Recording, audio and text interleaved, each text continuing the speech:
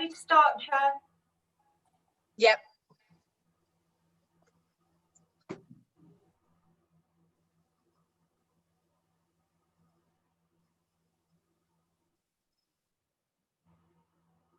Is the applicant in the waiting room? Not at present, no.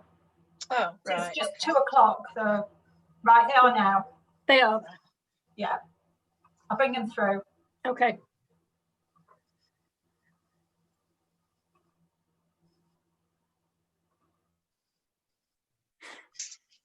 We're through now. Thank you.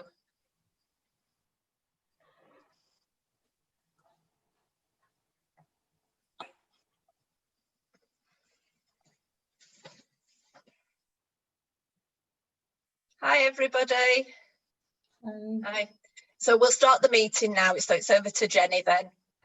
Okay, thank you. Thank you for logging on to this Zoom video conference of the Licensing Subcommittee. I am the Democratic Services Officer for this meeting and I'm assisted by my colleague Kate Sheldon, who is the host of the virtual meeting. We will proceed to introductions and housekeeping in a moment, but just a couple of points to note. This meeting is a public meeting and in alignment with the new regulations which permit meetings to be held by remote means will be live streamed for the public to view.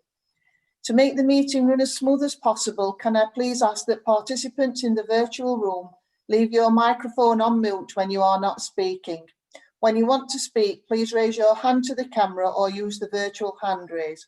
Only unmute when the chair indicates that you can speak. If at any time any member loses the ability to hear or be heard, they must alert the chair or the host as soon as possible. You may see members looking away from their screens at times. This is because they will need to look at an additional screen or device containing paperwork for this meeting. The decision will be taken at the end of the committee and the committee will deliberate in private to come to a decision and you will be informed in writing of that decision as soon as possible. I will now hand over to the chair of this meeting. Thank you. Thank you, Jenny. So my name's Councillor Karen McGowan and I'm chairing today's meeting. So I'm going to go around and ask people to introduce themselves. So Vicky. Good afternoon, Councillor Vicky Priestley. Douglas. And I'm Councillor Douglas Johnson, so third member of the panel today. Thank you. Marie-Claire. Hi, Marie-Claire Frankie, solicitor to the subcommittee. Thank you. Clive. I'm Clive Stevenson, licensing officer to the committee today. Neil. I'm Neil Pates, environmental protection officer. Elaine. You're on mute, Elaine. Sorry. I'm Elaine Cresswell. I'm an environmental health technician in environmental regulation. Thank you. Chris and James, do you want to introduce yourselves, please? Hi, good morning. Good afternoon, rather. My name is Christopher Brunette. I'm a solicitor with John Gaunts. I'm representing the applicant today, and the applicant company is represented by Mr. Rogers, who's here with us. I'll let him say hello himself. Okay. Hi guys, I'm James Rogers. I'm the owner of Sawgranners. Thank you very much. Thank you for joining us today. I'm now going to ask Marie-Claire if she'll just outline the procedure for us.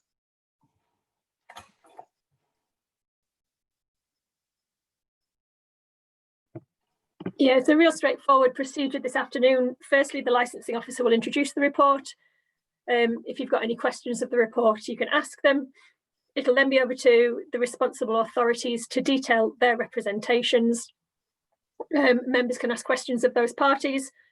Then, with the leave of the chair, the applicant or representative may cross-examine the representatives of the responsible authorities.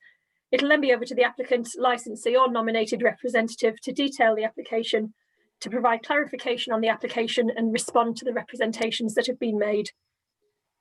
The applicant may then be asked questions by members and with the leave of the chair from other parties present. The applicant will then get a chance to sum up the application. The licensing officer will detail the options and there'll then be a private session, as mentioned earlier, for members to take legal advice and consider the application. The decision will be given in accordance with the requirements of the Licensing Act and all the regulations made thereunder. And as mentioned earlier, it is a public hearing this afternoon even. Thank you. Who knows what day it is, what time? I don't know. Thank you, Marie-Claire. So over to you, Clive, for you to read us out the report. Sorry, Chair, just before we do that, could I make a declaration of interest, just for the record? So it's a personal declaration, not a pecuniary one, and it's just to state that the premises are actually in my ward. I have had no bias one way or the other. I've had no representations about this and no involvement in it, and I probably picked up later than I should when looking at the papers, but I'm just putting that down there for the record. Okay, thank you very much. Thanks, Douglas. Okay, so it's over to you, Clive. Yes, thank you, Chair. This is case 88, I believe, 20 on the record today. It's an application to vary a premises licence made under Section 34 of the Licensing Act. It's the Saw Grinders Union, G19 to G20 of the Globe Works premises, which is based on Penistone Road, Sheffield. The applicant is Luna Coffee Company Limited, obviously represented by James today and Chris's legal representation. The application was received by the Licensing Service on the 7th of October 2020 and is attached to this report. A copy of the current premises licence is also attached, as usually as PDFs now, Chair, and not actually physically in the report, unfortunately, of the way things and the world's moved on. The reasons for referral, Chair, are there is 2 objections to this application, Chair, and this variation. That is from Environmental Health Services and Environmental Protection Services. Both objectors are here, obviously Elaine and Neil Pace, to put their points across. There's no financial implications, Chair, regarding this report and this hearing today. The legal position set out in section 5 of the report, and I won't go through all those. Hearing regulations have been dealt with by Mary Claire and are also there in 6 of the report. The appeals will be dealt with at a later stage, Chair, depending on the outcome of this hearing today, and the attendees will get to know the appeal hearings depending on the outcome of this hearing today. And our recommendations as licensing services, members carefully consider the representations made and take such steps as the subcommittee consider appropriate for the promotion of the licensing objectives. Thank you very much. So is everybody happy and that the report is accurate? Douglas?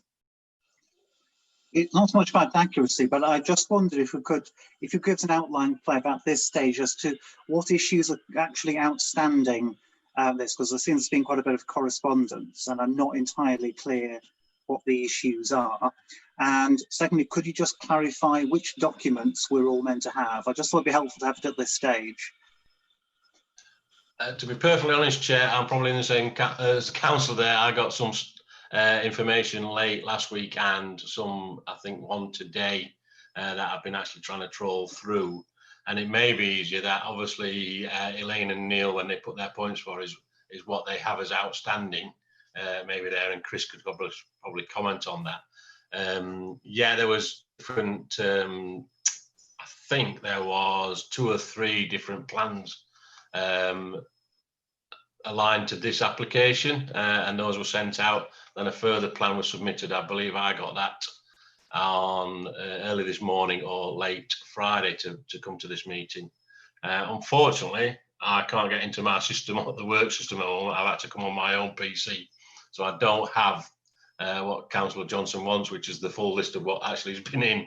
I'm going on what I transferred late last week, just in case this happened, but it doesn't have anything that came anything later than about Thursday, unfortunately. So the stuff that was circulated to everybody is what I had at that time, and I think Kate circulated that, and there's some more came in, and Secretariat circulated what we had at the time. So it may be easier, I think, Chair, if the objectors actually state what their current situation is. I know Elaine has been out and visited the premises, I believe, and has done some visits, so she may be able to update on where we are and what's needed, what's not needed.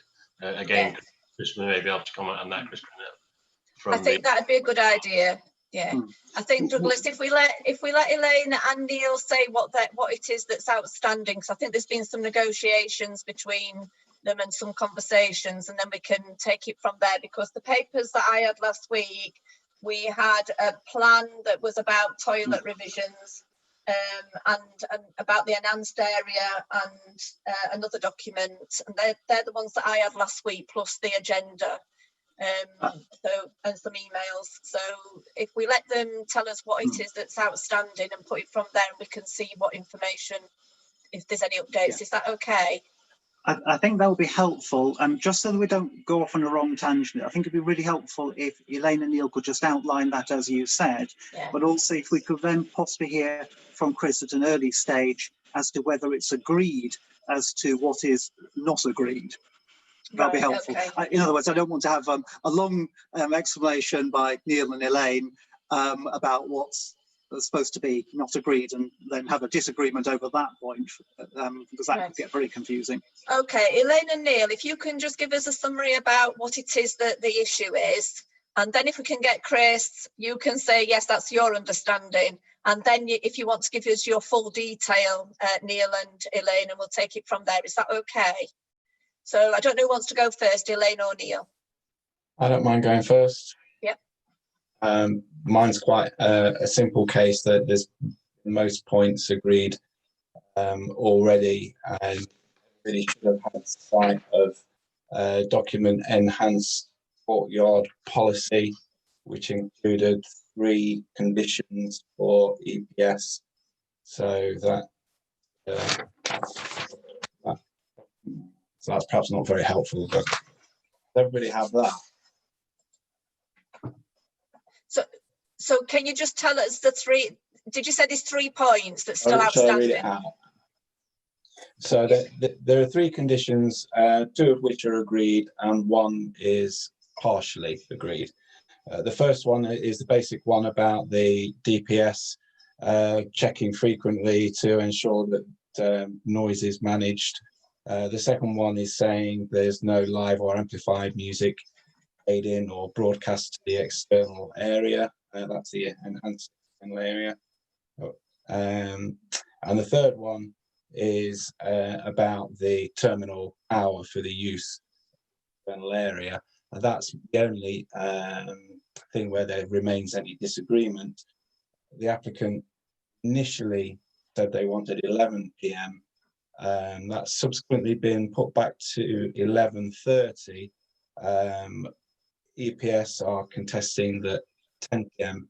would be more appropriate, and if we could agree a terminal hour for the use of the outside extended outside area as 10 p.m, then I'd be satisfied that the 3 conditions, along with the submitted accompanying sort of longer document on it, will all be sorry, I keep losing. I don't know if it's me. I keep losing. Can everybody else hear Neil correctly? I keep losing what you're saying. Right. Like, do it all again? Are you getting the gist? No. If I picked it up right, you're saying the noise level has been sorted and agreed. Out of the 3 things, you've still got one outstanding issue, which is the closure time. The only contention is the finish time for the use of the extended external area. We're seeking 10 p.m. The applicant seeks 11:30. Okay. We can get the 10 p.m. then we're satisfied, or I'm satisfied, that all the other proposed controls will be. Okay, thank you very much. Thank you. So we've got that one out. And Elaine, from your point of view, what is your outstanding issues? Okay, well, I've had a site meeting which was very helpful, and we've come to a number of agreed conditions and an agreed plan. I'll just, so that we've all got talking about the same thing, that's the enhanced area. And we've been talking about the toilets that are actually inside the Globe Works. The reason for looking at that is with the enhanced seating area, there's potentially a lot more people, and there may be a need for additional toilets if necessary. So I've been looking at the public safety relating to those toilets. Okay, and that's the only outstanding item. That's the outstanding issue. Right. So Douglas, is everybody clear that, sorry, I want to come back to Chris. Chris, is that your understanding as well? If I could summarise, councillors, there have been 2 plans in circulation, the original plan and an updated plan showing the additional toilets. So the only distinction change to the plan that has occurred is that we've now provided a plan with these additional Globework overflow toilets, not that they're overflowing, but when the capacity increases. With Elaine, I agree, we had a very useful meeting, and I'm grateful. I appreciate how very busy lots of people in Sheffield, especially Elaine, her services, and to make time to come down, we do appreciate that. We are adopting the plan with the toilets on. That is what we're presenting to you and asking you to approve today. In respect of Elaine, there were 4 additional conditions proposed and drafted by ourselves following said meeting.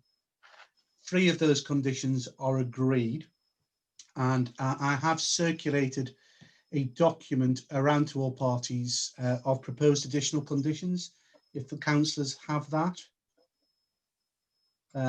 They are split into 2 parts: health and safety concern conditions and EPS concerns conditions. These are the 2 conditions. With Ms. Cresswell, we have agreed essentially 1, 2 and 3. 2 has a very slight amendment, which I'll go into, but is agreed. Condition 4, we're not agreeing at the moment, as in Elaine has some significant views on that we disagree with. So condition 4 is in dispute. With Mr. Pate, again, grateful for his input on this application as always. And essentially, to summarise, the curfew is what we don't agree, the hour of the curfew. So it's a very straightforward application in that regard. So I apologise if there's lots of paper flying around and somewhat causes some confusion, but it is fairly simple. Condition 4 for Elaine, condition 3 for Neil. These are the 2 things that we'll be focusing on. Right, brilliant. Thank you very much. Thank you, everybody. So it's back over to, shall we take Neil first, and you talk about your condition, which is the hours. Okay, thank you. It's quite a simple matter. I'll try and keep it as short as possible. Really, we feel, or I feel, that the 11:30 finish is problematic on 2 grounds. Primarily, the potential for public nuisance attached with the late night dispersion that will arise if it's open until 11:30. Then a lot of the dispersion when the area closes will occur after the 11 p.m. Period, which is defined as when night time starts. I think that exacerbates the severity of the disturbance to neighbours when what is quite a sizable area is discharging from the premises. In the courtyard area emerges onto the street directly opposite a large number of residential properties, and the history that we have when we were in normal times before all of this madness started was that there was a propensity for nuisance to arise, and that we did get complaints from neighbours because of the amount of people that were suddenly in the vicinity, immediate vicinity of their premises, with balconies and windows very close by, just when large amounts of people leaving, seeking taxis, and generally making the noises that people who've had a few drinks tend to make.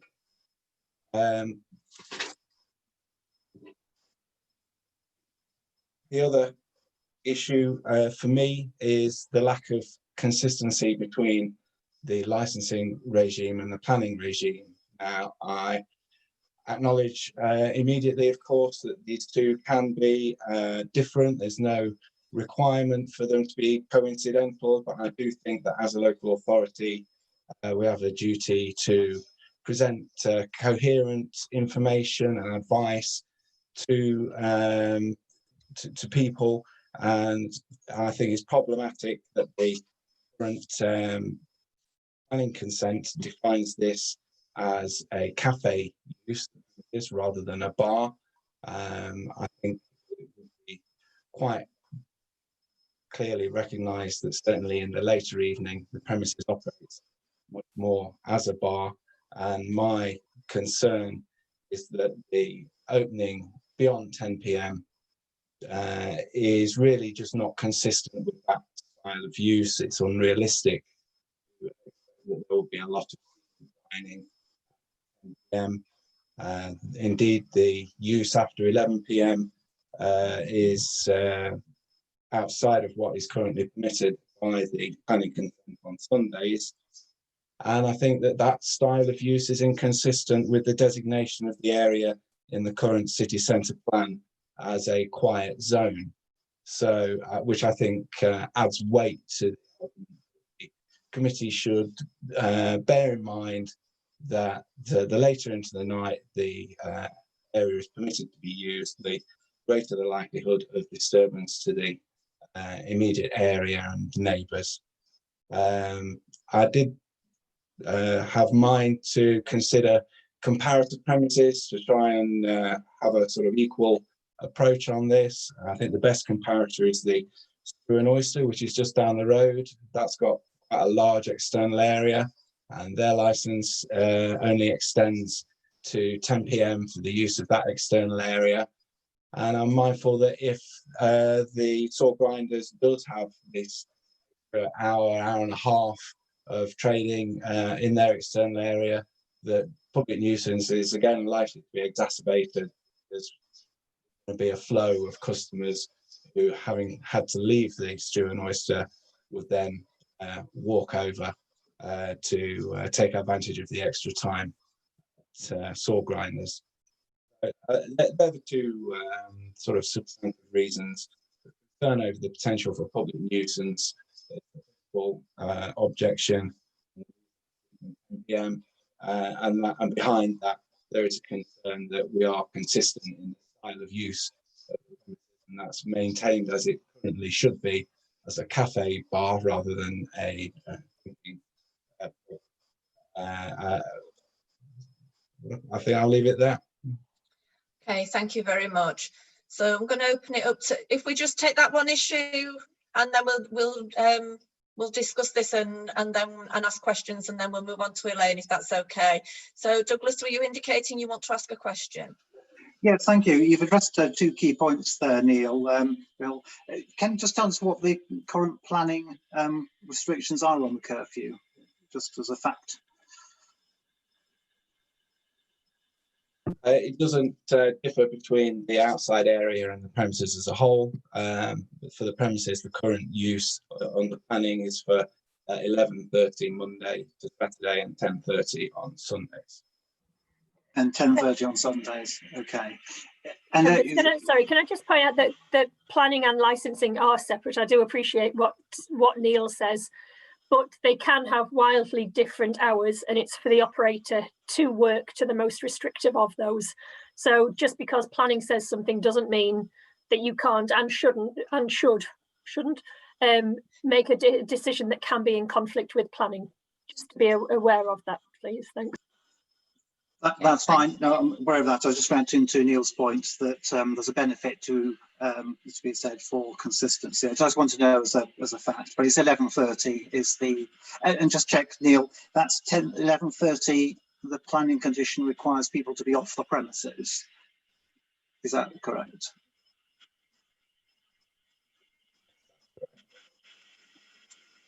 Sorry, we didn't catch that. Could you say it again? Yes, there should be no customers on the premises outside of those hours. Right, thanks very much. And the second thing's the comparisons. So you mentioned Stew and Oyster closes at 10 p.m. Again, is that for customers to be off the premises? What are the other? Did you have any other comparisons? No, that's not the premises. Sorry to interrupt you, Councillor, but just to be clear, that curfew relates solely to the use of the outside area, and that's defined by a. Sorry, you did say that before. Yes, that's use of the external area.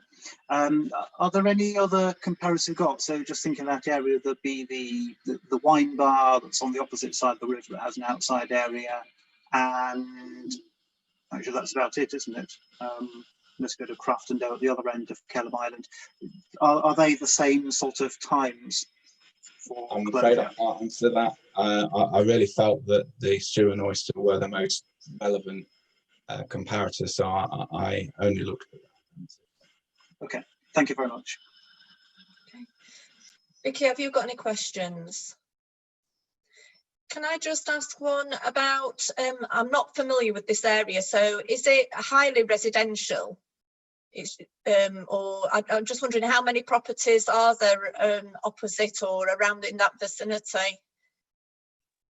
There are two very large apartment buildings.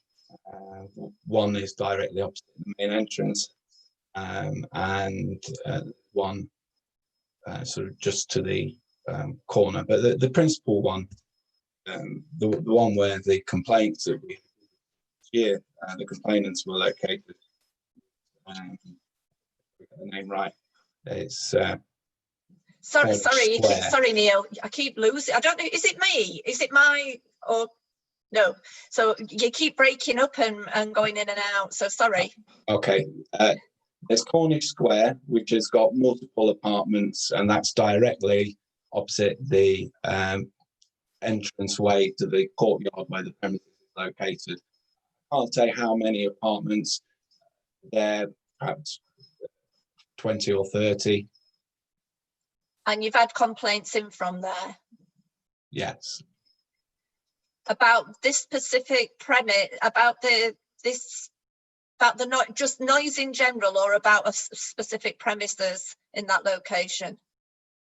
No, the complaints were specifically about these premises. Right. They started very shortly after the premises had opened, and were really only relevant during the summer months. I have to say, it seemed that having raised the issue with the premises towards improvement and the complaints not existing. So it's not that we've had a bad relationship with the premises, or that we feel that their operation has been persistently problematic. And I hope that that is reflected in the advice that I've given, and generally meeting this application with a degree of approval. It's really, for me, just a tweak, try and take out that last hour and a half of trading, which I feel isn't consistent with the desired operating style and is more likely to give rise to complaints. Okay, thank you very much. Thanks. Anybody got any more questions for Neil? Oh, yes, Marie Claire. Sorry, you're on mute, Marie Claire. Sorry. Can I just ask a clarification about these complaints that you've just mentioned? You said you've just got some after the premises, when the premises had fairly recently opened, and then it was through the summer months. Is that this summer? No, that was 2019. Okay, so, and that, could you just detail what they were, and then what the conversation you had and whether or not there've been any since? We had complaints from two parties. Both of them cited specific instances where that had given rise to their complaint. Both also said that since the premises had opened, they noticed very high or much higher levels of noise and disturbance as a result of opening. It was mainly around noise from people on leaving the premises, and one of the two did also refer to music breakout, but I didn't take that to be the main focus of the complaint, and that wasn't repeated by the second complainant. I think it's more likely that that was a transient issue, perhaps with the opening nights being more loud and boisterous than normal. It did largely seem to be around the dispersion and the disturbance associated with that. Okay, and then so following that, you spoke to the premises. Yeah. The sequence of events was actually that we were looking into the complaints, and then the premises applied for they put in a late 10 for an event that involved music in the outside area, I believe. I think that was what pushed it to the 10. And because we had ongoing complaints, that objection led into having a meeting with the premises. So that was the sequence. So, and then since then, have there been any, so since the summer of last year, have there been complaints since? No. Okay. And is there an outside area then for the premises? Yes, I think that if everybody's got a copy of the plan, it's quite clearly marked the existing external area, about a 15% the size of the area that's currently bought. So it's a much smaller area. So I don't think that the lack of complaints can give too much security that the proposal doesn't or is unlikely to give rise to complaint, because they're so different. Yeah. There is an sorry, that's area, what.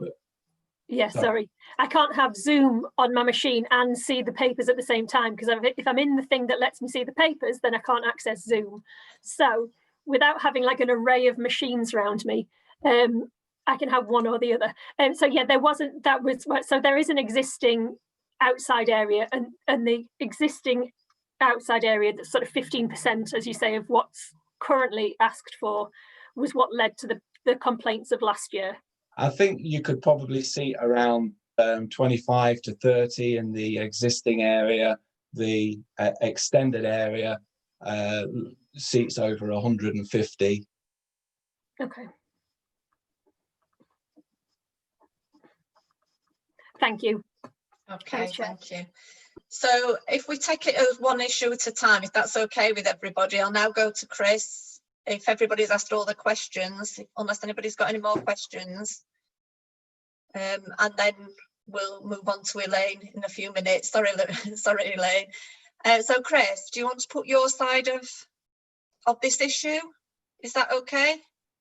Do you want me to do by questions? Because I had a couple of questions for Neil. Marie-Claire has trumped me several times there with excellent questions that I was going to ask, but that's the nature of having a very good legal advisor. But I just had a couple of questions for Neil to tie up with, and then I will address that issue in my presentation, if that's all right, Chair, if that's how you wish to deal with it. Or do you want me to? Yeah, so you've got some more questions that you want to ask Just Neil? A couple of questions about, yeah, that's about fine. what Mr. Page said. So Neil, just to confirm absolutely, the noise complaints that you referred to date back to just after opening in 2019, but haven't been repeated since? Yes. And just to confirm, there is no curfew either on the planning or the alcohol license in respect to the external areas currently. There never has been.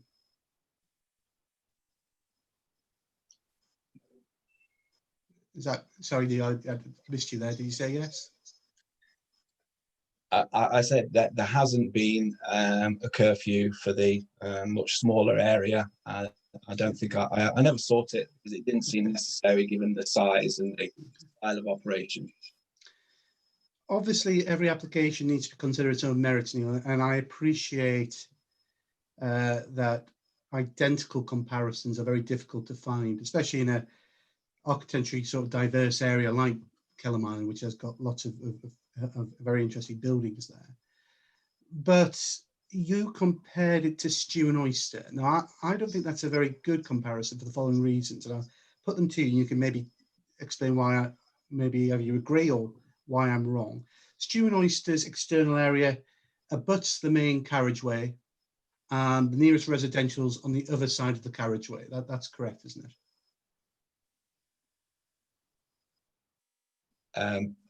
Well, not strictly speaking. So where is the nearest residential to Stew and Oyster's external area? there's residential above. Oh, and directly above, okay, right. So you think that that's the comparison to this one. The nearest residential properties to this premises are on the opposite of, let me just get the correct name of the lane. I want to make sure I get it correct. Is it Green Lane? Is it that the opposite or the other side of Green Lane?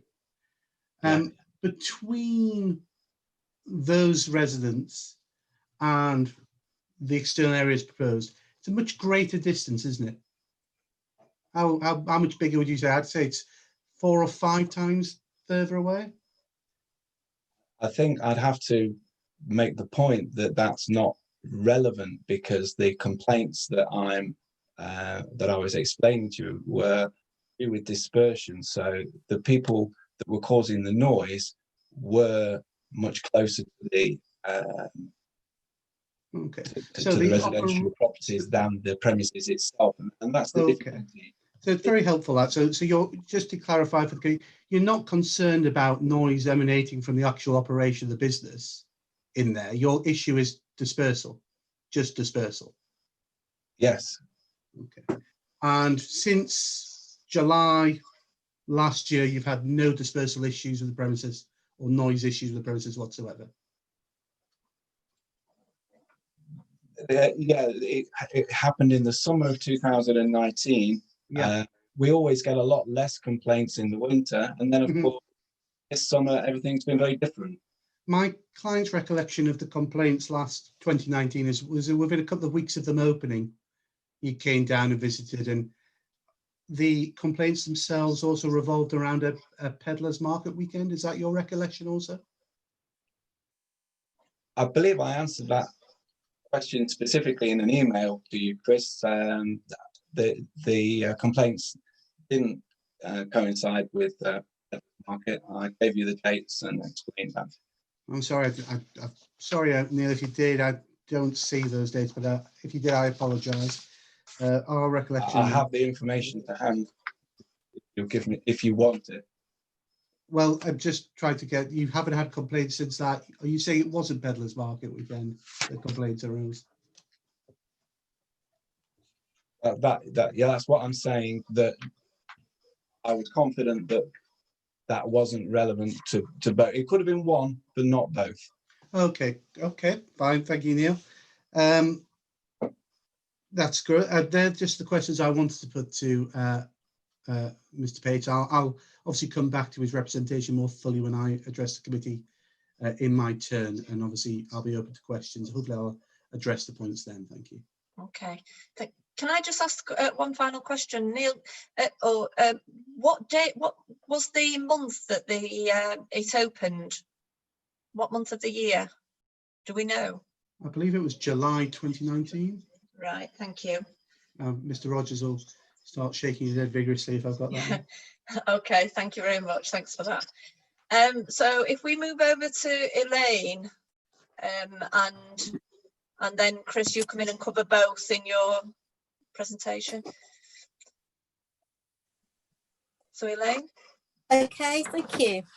If I can just sort of show you the picture, just so that I know that we're all talking about the same thing. That's the enhanced area in yellow, and those are the additional toilets that are in the globe works that I'm speaking about. And obviously that's the main original building and the outside area. Now, as you can see from the picture, the proposed use of the outside area is quite a lot larger with a lot more seating. And the reason for the application, I believe, is because of the restrictions imposed by coronavirus and the need for outside space for social distancing. So I'd just like to say a few things about the coronavirus restrictions, because I think it's relevant to what I've been looking at. Now, the restrictions and lockdowns that we've been having is to combat a rising COVID-19 infection rate. The primary purpose of those regulations is to minimise social contact and in order to minimise the transmission of the virus, And to facilitate this, there's been closures and restrictions on businesses, particularly the hospitality sector. Now, those restrictions have included requiring customers in cafes, restaurants and bars to be seated to reduce spread by aerosol and by physical contact. The sale of alcohol has been linked in licensed premises to an accompaniment of a substantial meal in order to limit alcohol intake and to minimise the effects of alcohol, which induces you to be more reckless and uninhibited. And it also reduces reaction time and the body's ability to coordinate. So these have been quite strict conditions under which people have been operating through the summer. And when this extended area is being used for social distancing and temporary events during that time. Now, there have been a couple of tens, so we kind of know how things have been going and the sorts of numbers of people, and the typical numbers have been around about 140, I think, as a sort of a maximum. There's been a booking system in place for tables, and people have been restricted to how many people you can have on a table. We've got table service. Only one person at a time has been allowed to go to the loo, and additional toilets have been available in the Globeworks if necessary when people have been escorted there and back. So that, all in all, seems to be quite reasonable. And the availability of alternative toilets, if they've been necessary, has been sort of welcome and appreciated. However, the proposal now is to make this a permanent extension. Now, whilst during COVID-19, the rules have been very restrictive on the behaviour of customers, which have been designed to limit alcohol, that won't be the case in the future, because those restrictions at some point will go away and life will hopefully return to normal. So with this now becoming more permanent, I've been and had a look at the actual toilets, and we've had a good chat on site about any potential problems in terms of safety arising from that. And I have to say that at the moment, I do have concerns, and one of the things we've perhaps tried to look at is maybe is it possible to have some kind of condition that could maybe help alleviate this. One of the questions I asked is what will happen under normal operating circumstances. At the moment, you've got about 120, 140 people using the premises, and the existing toilets can probably just about cope the 120. But obviously, if you're getting their people there for long periods of time, you may need more toilets, and we've got an agreement on that. However, if post-COVID, I think James was interested in maybe increasing the capacity to 200 people in total in the area, because that's what the premises their kitchens can cope with. So that's where it becomes a little bit more problematic, because if you're going to have more people going into the premises as a whole, you're going to need more use on the toilets, on the extra toilets. And what I found is that in the main Globeworks building, the toilets are accessed by a doorway leading to a corridor with kind of six steps going down to the toilets. So there's like 2 steps, sort of a step down, then a small landing, and then some more steps going down.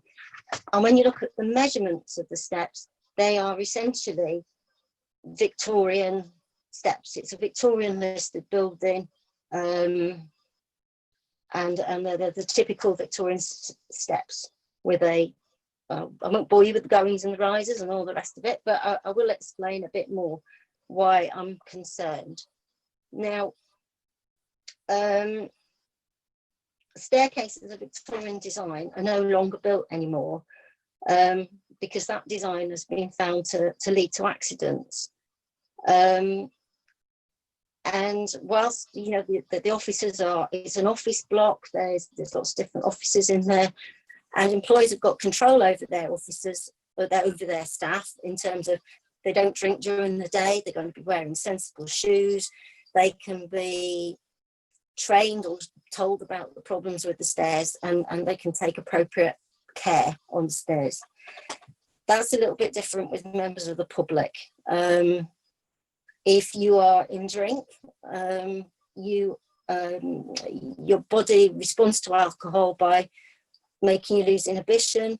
It makes you lose coordination, so it affects the brain. It's like a drug, it affects the brain.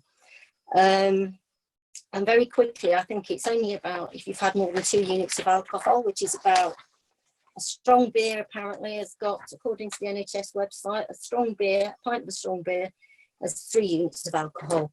But according to the NHS website, if you've got more than 2 units of alcohol, that can affect your balance and your inhibition. So people are a bit more unsteady on the stairs.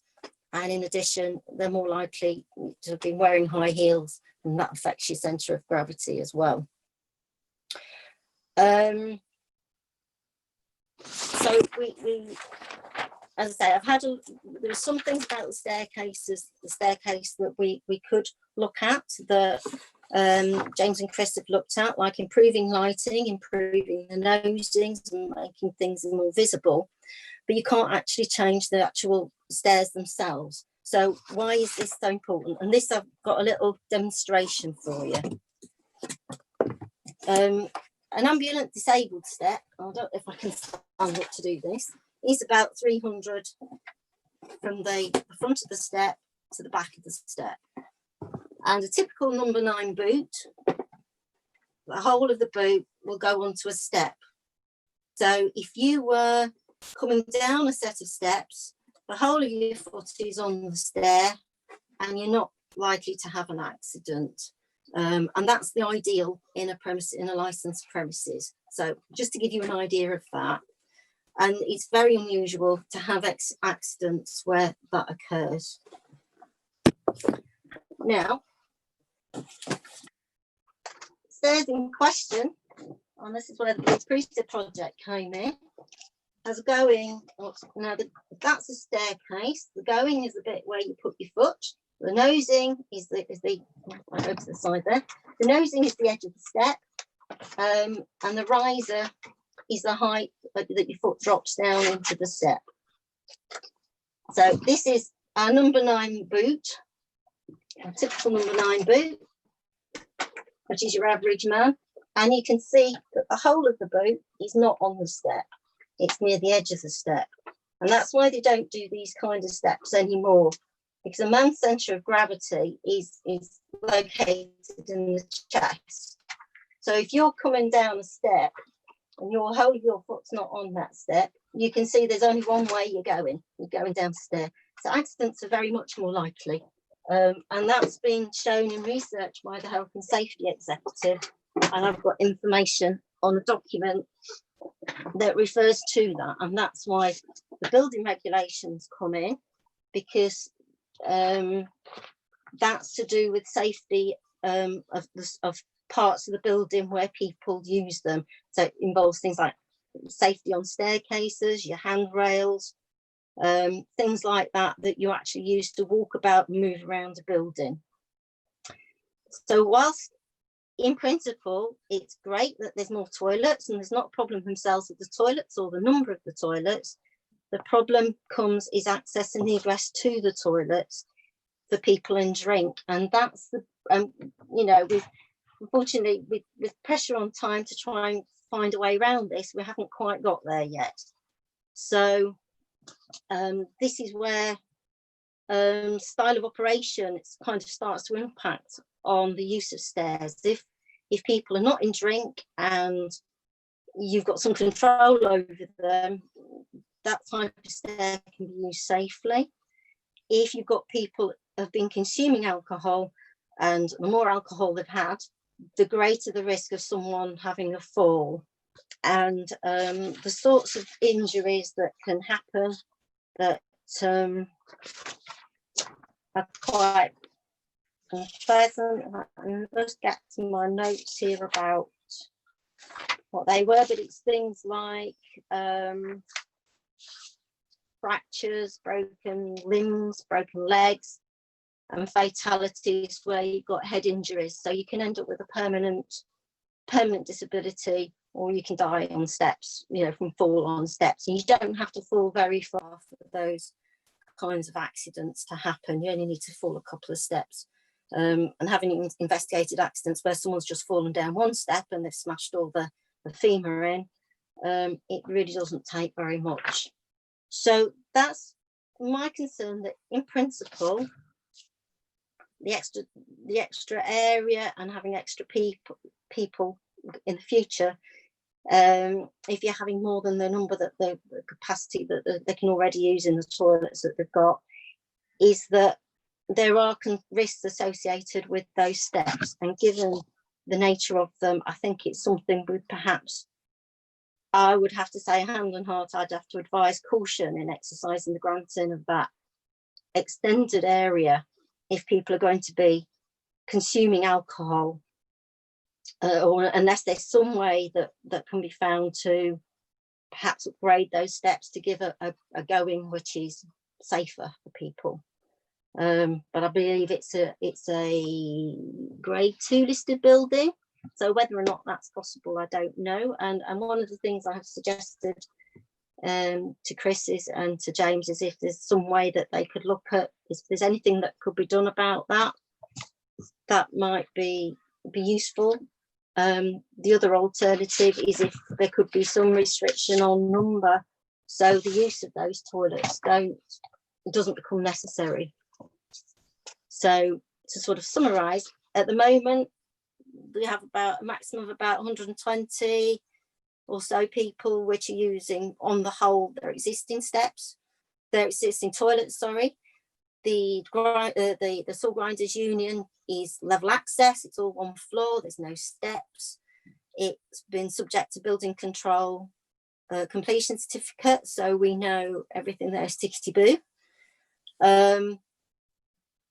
This hasn't come up before because the Globeworks toilets weren't part of the original application when the licence was originally looked at, and it's only been considered now because of a need for additional toilets. So, and because planning regulations are not retrospective, it wouldn't have come up before. I think that's really all I needed to say. So if we could find a condition about the enhanced external area, I mean, what the coronavirus regulations have done is they've linked seated to it to eating. They've linked provision of alcohol to the purchase of a substantial meal.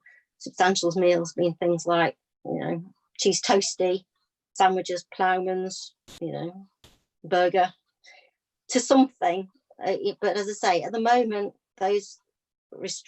people are very restricted on what they can do. And after COVID, those restrictions will go away, but the license will remain. So is there a way of agreeing a use of the external area that doesn't put a risk to the safety of people, the customers using it? I think that's all I've got to say. Thank you very much, Elaine. So it's over to members. Has anybody got any questions? Just to councillors first, Chris. Douglas? Yeah, thanks. Yeah, I'm not entirely clear what the situation is there. I just wonder if you can just go through some basic facts which I possibly missed in that.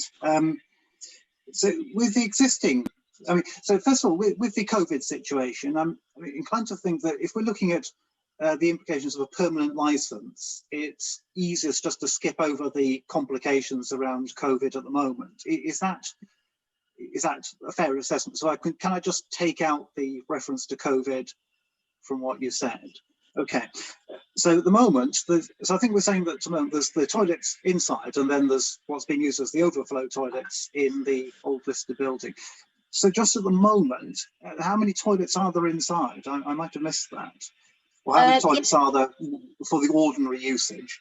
Yeah, there's 2 female toilets. Yeah. 1 accessible toilet. Okay. I think it's 2 male toilets and hang on. Get 2 male toilets and I think it's 2 urinals. Okay, so is that 7 in total? So 2 male cubicles, 2 female cubicles, 2 urinals, and 1 disabled access toilet.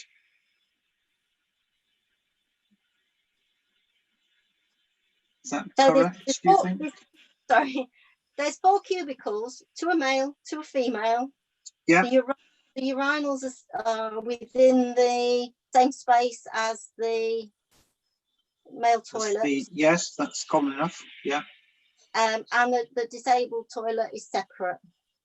Okay. So it's on the plan. You can't really see if you've not got a plan. I'm slightly unclear. I don't think I've got a yellow plan there. But okay. So am I right in saying that 7 people could be having a wee at once? Yeah. Right. Yeah. Okay. That's fine. Yeah. Yeah. And in terms of the maximum number of customers there, am I right in saying that you could have 120 in at present? Well, that would be reasonable, because the standards that we use, which I believe were originally agreed by the licensing committee, involve a British standard, which tells you how many toilets are needed for a certain number of people. It's table 10. Sorry, Elaine, sorry, I probably put the question to you wrong. Just said, is there a number on the capacity of the bar as it is at the moment? Is there a maximum number of people that is permitted either by licensing conditions or planning conditions? Chris is shaking his head, so it might be the answer is simply no, there is no fixed limit to that. Sorry, I didn't quite hear.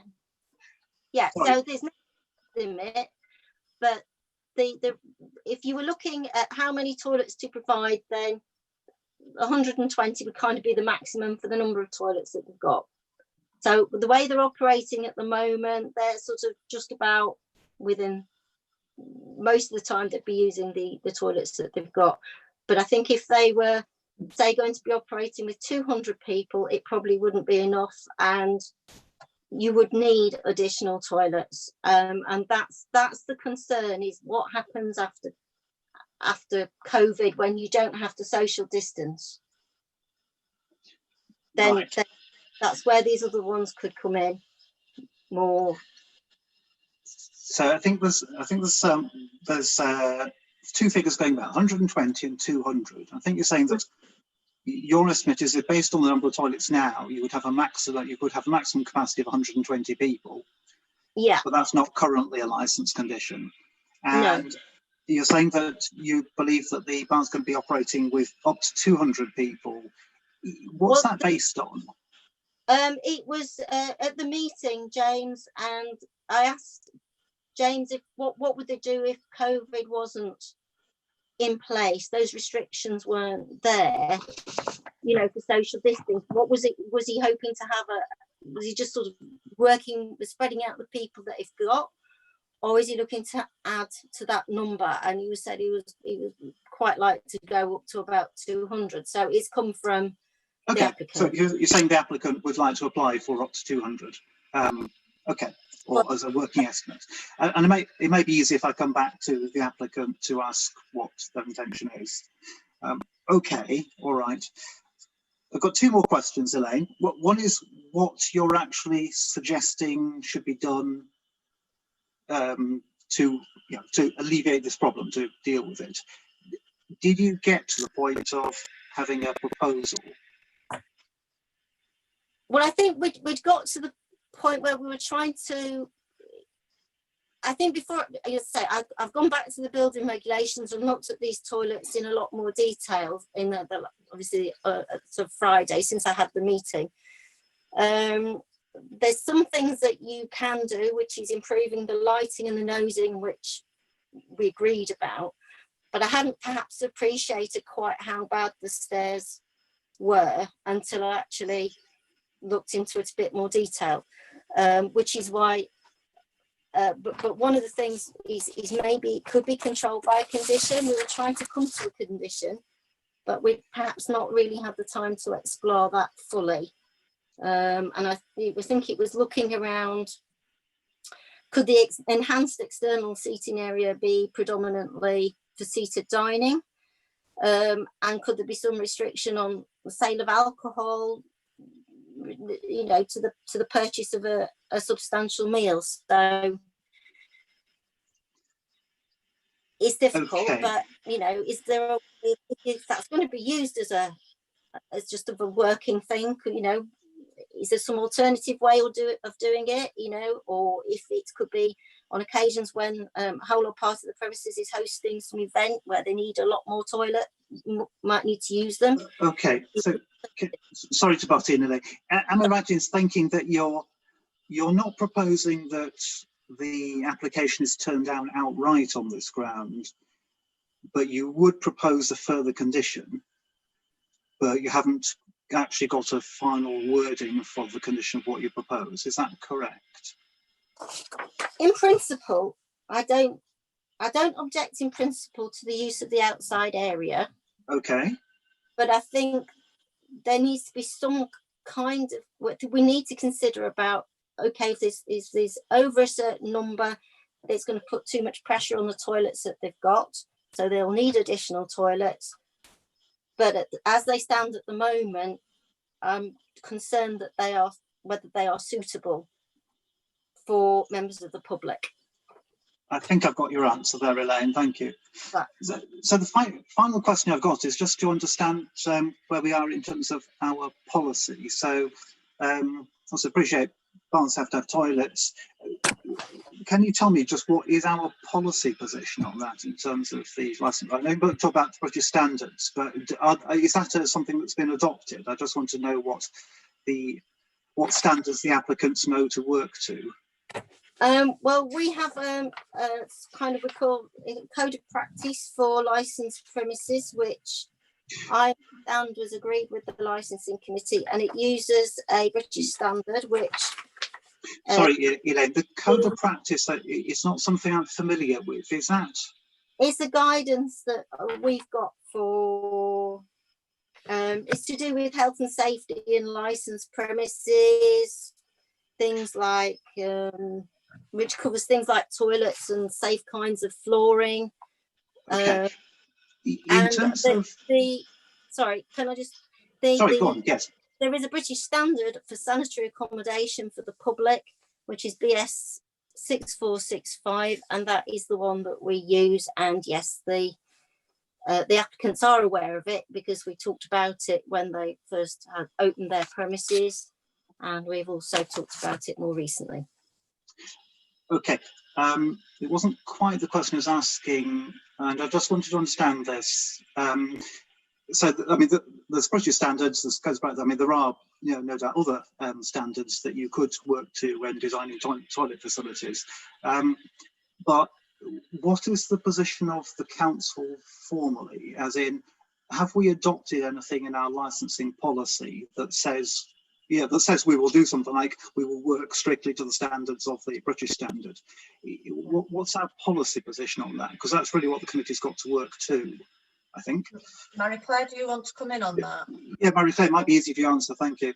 All I can say is the British standard is just guidance. There isn't any set numbers by law. There is a document that Health and Safety circulated after the last meeting which talked about what the numbers that they look for in licensed premises, but that isn't in the licensing policy as such. But as you're aware, policy, they're just to guide you, in addition to these documents, are just to guide you. Yes, I just want to be clear about what documents we're being asked to make a judgment against, really, if you like. So I mean, the policy is clear. We would normally, you know, it's council policy that license will be granted if they meet certain standards, or will not be granted if they don't meet certain standards. But I just wanted to know how that relates to the British standard. Am I right, Marie-Claire, in thinking that the British standard really just is an additional guidance document, but it hasn't been either adopted or rejected by the council formally? I don't know how it fits in with health and safety and how they work with it. I know that they do have a policy document which Elaine's just mentioned, which is the sort of sanitary provision in licensed premises. In terms of your statement of licensing policy, there's nothing in there about There's nothing in this. there, right? I think, to be fair, that's answer the question. There's nothing in the licensing policy. Yeah, okay. Right. Maybe it should be, but there isn't. Okay. Chair, over to you. Sorry. Right, thank you. Vicky, have you got anything that you want to ask? Right, okay, thanks. Can I just ask, Elaine, can you just explain again? I think you said about how many steps there were, just so I've got it clear in my head. Did you say it went down 2 steps and then further, was it 2 or 3 steps? I just wondered how many steps in total. There's I had a photograph of it. There's a step that goes down from. Let me have a look. I can just. Sorry, I was just looking for my phone. Here we are. I've got a picture of it, so I've got it completely and tell you correctly. Right. So if you're coming along the level landing, you drop down onto a step and then another step onto a landing. And the measurements of those steps are different to the next flight of steps. You go along the landing a little bit and then you're down. You've got 4 drops down onto the stone flag floor. Right. And those are the last 4 are the ones that are these very short, steep Victorian steps that I'm concerned about. So it doesn't sound very, you don't have to fall very far. And also that these toilets are used by office staff in the daytime. Is that the other yeah, thing? They are. Okay. Yeah. And I don't know anything about listed buildings or anything, but is there any restrictions? Is there anything that I'm just thinking about, is there anything that the premises can't do about it, as in, you know, because if it is a grade 2 listed building, there might be restrictions. So even if we said, no, even if we found a solution, they might not be able to do it because it might be turned down because it's a listed building. Is that the case as well? I have to say I don't know. That is something that I put back to James and Chris to look into if possible, if it is possible. Okay, thank you. That would be the idea. Marie-Claire? Yeah, sorry. Yeah, if I could, I'm not. So obviously, members, you make a decision that's based on evidence. What's quite helpful here is the premises is open and it has been operating, albeit in this sort of pandemic time. I'm just a bit confused about what's being asked for that's above and beyond what they're doing in this temporary extension. Is it solely that they're asking to make the temporary extension permanent? And if so, Elaine, sorry, you mentioned that, I know all these tier 3 things mean you've got to sit down, you've got to be having substantial meals, there's got to be social distancing. But is this something that the premises has been managing with the existing toilet provision? Can I suggest? I understand from the as I understand it, they've been operating very well and successfully with the social distancing, so no problems with the social distancing. In terms of the numbers of people that have been there, I understand it's up to a maximum of 140, and that as far as I know, that's worked quite well, but those toilets have been available if they've been needed. How often they've been used, I don't know. So it could be that they can manage with that. But I think if going forward after COVID, they're looking to increase above that number to 200 stay, then I think it will be necessary to have those additional toilets or some additional toilets. And that's really the area that I'm concerned about. It's as I think the use of the area I'm not concerned about in principle. It's just if they've got a lot of people and they do need to have extra toilets, or something happens to the toilets that they've got become blocked, whatever, then additional toilets are necessary.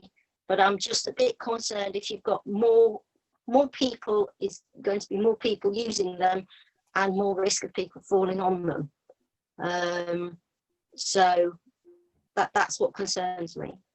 Okay, if I might, sorry. may I clarify the point a little, because I do feel it's relevant to my consideration. Well, Mary Claire was asking if wanting to extend the scenario into beyond COVID, but there is the potential for changes in the capacity of COVID finishing, because there won't be the requirement for everybody to be seated, and there won't be the requirement for social distancing without appropriate controls over in the extended external area. And there is a significant increase in the capacity as a whole. So yeah, you're dipping up and down, Neil, but I think I got the gist of what you were saying, and I think that's what I was trying to say, that although at the moment people have to stay seated and there's got to be social distancing, that obviously puts an additional burden on premises to manage that. There's nothing to say that going forward premises all of a sudden don't just throw their hands in the air and say, right, we don't need to manage this anymore. There you go, it's a free-for-all. What I was trying to say was, in this additionally difficult time, it is the provision that they have being managed for the numbers and for the capacity that they have at the moment. And has that been your situation, been your experience, that it is being well managed at the moment in that regard? Yes, I think that COVID has necessarily placed a burden on premises to be very well behaved. That isn't, you can't assume that will necessarily continue post-COVID, and that it would require the imposition of appropriate controls to provide a framework for that to be maintained. Yeah, I appreciate what you're saying, but the opposite of that is that I don't think you can assume that once COVID goes, that people aren't going to continue to manage a premises that they have. If the history is that the premises has been well managed, I think the lifting of COVID doesn't automatically mean that these premises are going to become not well managed. Or that, anyway, I didn't mean to imply that it would lead to bad management, just that premises won't be managing in the same restrictive manner. Yes, I appreciate that, but they can still be, they will still have a certain number of people, and they will still have a toilet provision, and there will still need to be a degree of management for that, which that premises would be aware of. I agree. I merely wanted to make the point that post-COVID scenario allows for more people. Thanks, Neil. Thanks, Chair. I hadn't meant for it to be a. That's okay. I meant for it to be real quick. Sorry. That's okay. So, any more questions from members? Yes, Vicky? Can I just ask Elaine, you said that during the day office staff use the extra toilets in Globe Works. Do they approach the toilets the same way as would the customers from the pub use the toilets? Sorry, do you understand what I'm saying? I think so, yes. Are they using the same staircases? Yes. Yeah. But like I say, they won't be in drink and they will be familiar with the staircases. That's the difference. It's a different kind of risk. Okay. Has everybody asked the questions that they want to ask? Right. So it's over to Chris then. Have you got any questions you want to ask before you do your statement? Thank you very much, Chair. So Elaine, you've apologised or explained to the committee why these various matters weren't raised before today. But let's go back to our meeting at site on Wednesday. When we met on Wednesday, there were 2 action points you asked us to deal with. The creation of greater contrast between the stair risers and the stair drops so that the stairs were more visible, and to change the lighting triggers, because at the moment they are on motion sensors which illuminate as you move along the corridor and move on quickly. You wanted those all to come on at once. And my client agreed to both of those. Is that your recollection?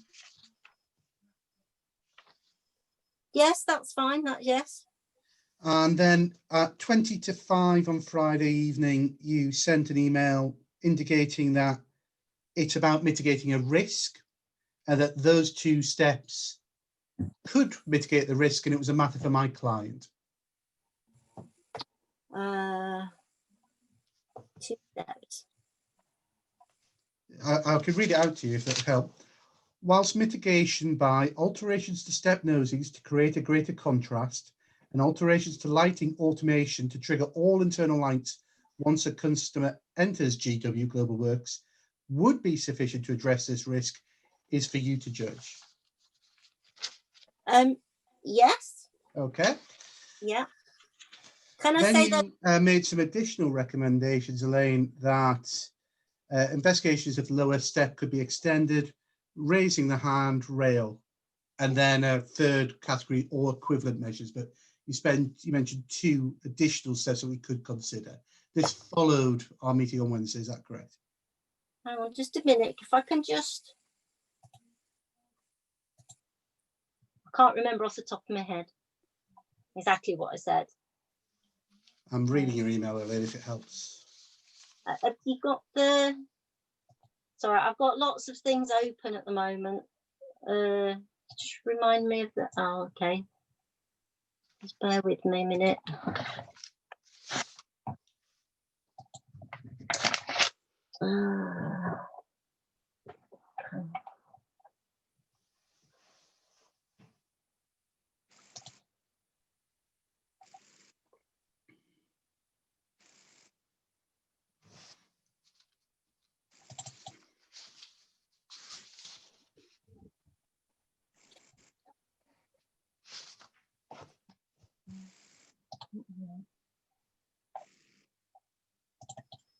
Right, okay. So what was the time of the first one? You sent it at 16:41 on Friday evening. Okay. This is the first time you mentioned additional matters for building Right. standards. I've done that one now. Just give me a minute and I'll just find the other one.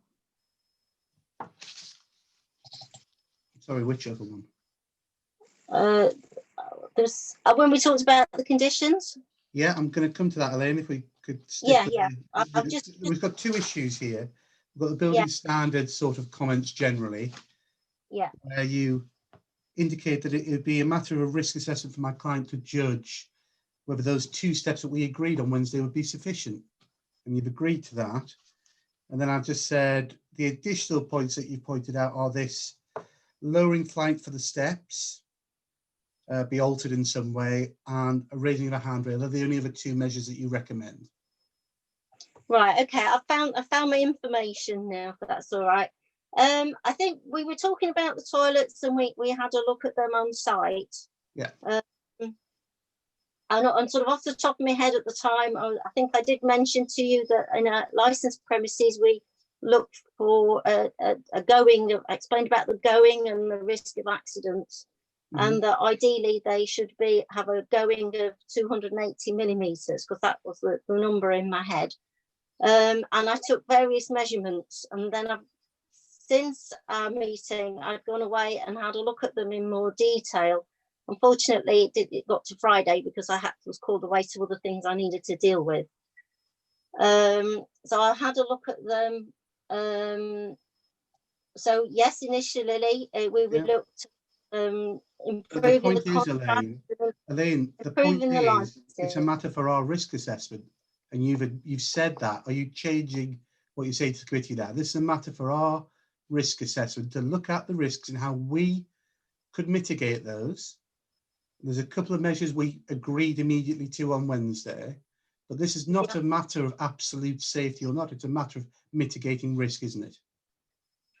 Well, I think what I've looked at since we met and spoke is looked at more at the building regulations. And the reason why that is important is because the Part M and Part K that we look at is to do with safety in buildings and safe stairs and what's not a safe stair.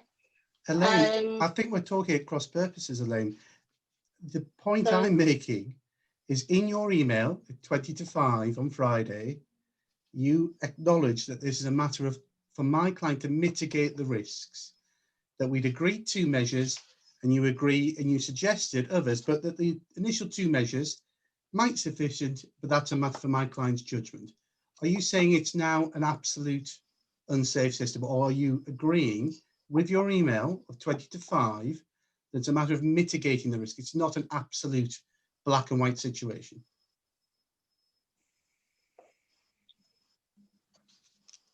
I think at the time that the sort of possible things that you could do, and at the time I wrote it, I was perhaps expressing that these are things that you could do, but you probably need to risk assess it. So perhaps if you've only got a few people, small number of people using those stairs, it's less of a risk. Okay, but obviously, so more people using it, then it's going to be a greater risk. okay, so absolutely, so it's a matter of risk assessment. This is a matter of risk assessment for the venue.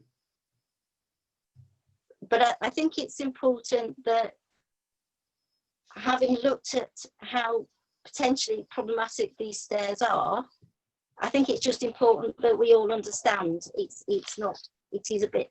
Elaine, we're here to determine the application today, hopefully.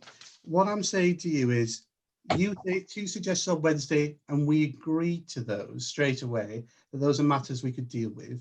You raised another possible 2 matters at 20 to 5 on Friday, which we acknowledged on Friday evening, and said that we would certainly have a look at those, but raising a handrail and changing a step in a grade 2 listed building is not something we could do by 2 o'clock. But what I'm saying is, you agreed that those first steps might be sufficient in the risk assessment, looking at all those other factors that we can't yet determine. Are you changing your view from 20 to 5 on Friday to today? Or is there something different? Because the position on Friday was, it's a matter for risk assessment, looking at how we could best mitigate this issue. I think at the time that probably I wrote that, I may not have fully appreciated the nature of the staircases as they are. And I can only... Elaine, you've put the exact measurements in this email. This is the email 20 to 5, where you're citing part K, where you're citing part M. This is in that email. This is not an off-the-hoof remark on Wednesday afternoon. This is Friday night, where you say that whilst this mitigation, the edgings and the contrast, which we've agreed to do, would be sufficient, but that'd be a matter for us to decide. You won't tell us, because it's not your role to say, is that all the mitigation we can do? It's a matter for us. And that's the position, isn't it? It's a matter for us to look at that mitigation. Yes, I think that's correct.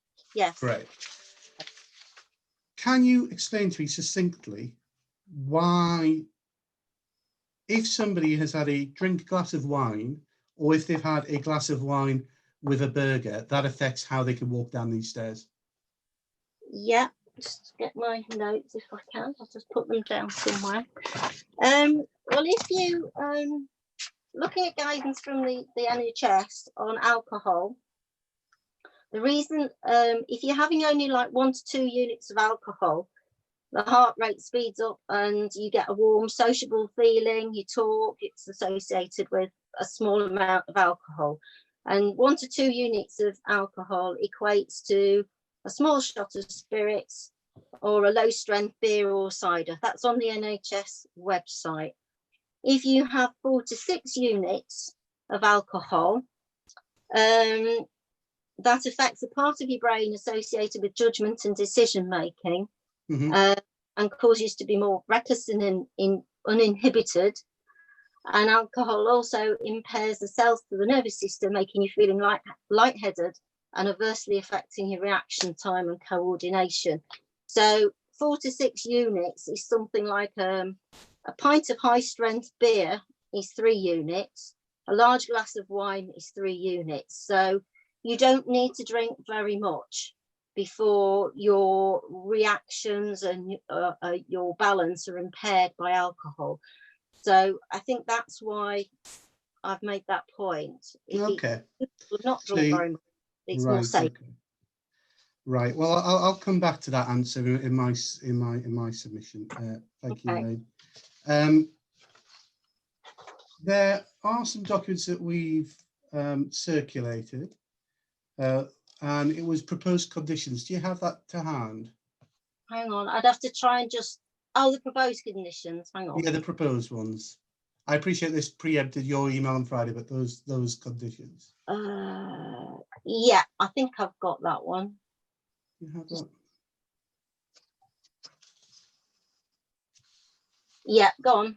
Okay, so condition 1, whenever the number of customers at the venue exceeds and remains in excess of 120 persons continuously for 60 minutes, additional toilets available in the main Globeworks building as described in deposit plans, and for the clarity of this council, that's the toilets we're talking about now, shall be made available for customers. That's, you're agreeing that wording, is that correct?